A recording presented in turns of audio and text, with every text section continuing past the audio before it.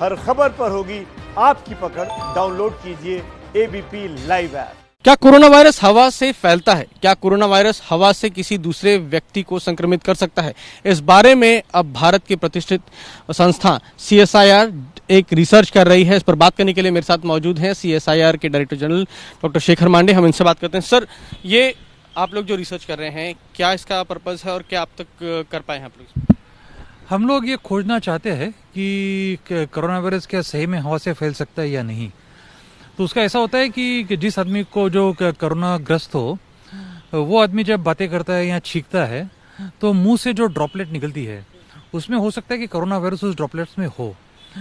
आज तक WHO का मानना ये था कि ये जो ड्रॉपलेट्स बड़ी बड़ी होती है वो सरफेसेस पे सेटल हो जाती है, इसलिए वो हवा से इतनी जल्दी फैल नहीं सकता है। लेकिन अब ये भी पाया जा रहा है दुनिया में कि छोटे छोटे ड्रॉपलेट में भी कोरोना वायरस होता है और छोटे ड्रॉपलेट हवा में ज़्यादा देर तक रह सकते हैं। तो हम लोगों का खोज करने की ये कोशिश चल रही है कि सही में ये ड्रॉपलेट्स हवा में कितनी देर रहते हैं और सही में इसका संकट है या नहीं है।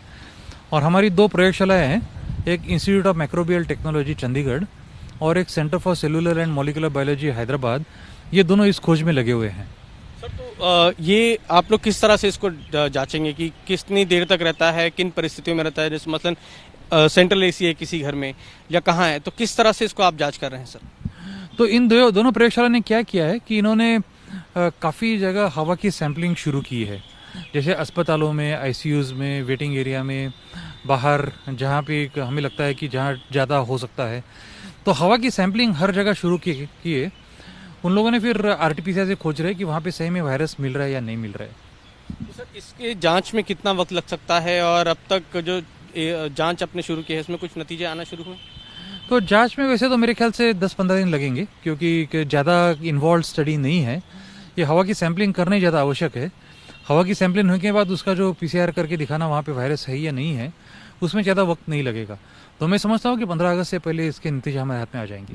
सर, एक और सवाल ये कि हवा में रहता है तो किन परिस्थितियों में आपको लगता है कि अब तक सामने आई हैं चीज़ें, उसमें कितनी देर तक ये हवा में और किन किन परिस्थितियों में रह सकता है, बंद कमरे में या किस तरह से? ये तो अगर हवा में अगर रहता हो, अगर इस सवाल का जवाब अगर हाँ है, तो ये जरूर होगा कि बंद कमरों में ज़्यादा देर तक रहेगा, जहाँ पे वेंटिलेशन नहीं है वहाँ ज़्यादा देर रहेगा, और जहाँ पे सेंट्रलाइज AC वगैरह उस जगह भी हो रह सकता है। तो इसलिए हमें मानना चाहिए कि वर्स्ट केस सिनेरियो जो कहते हैं कि अगर हवा में होगा तो हमें कमरे खुले रखने चाहिए, वहाँ पे ज़्यादा वेंटिलेशन रखना चाहिए। अगर ऐसा करे तो अच्छा रहेगा।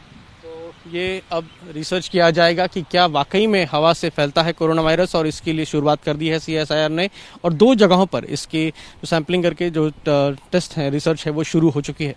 कैमरामैन सुंदर के साथ प्रफुल्ल श्रीवास्तव, ABP न्यूज़ दिल्ली। ये है ABP न्यूज़, आपको रखे आगे।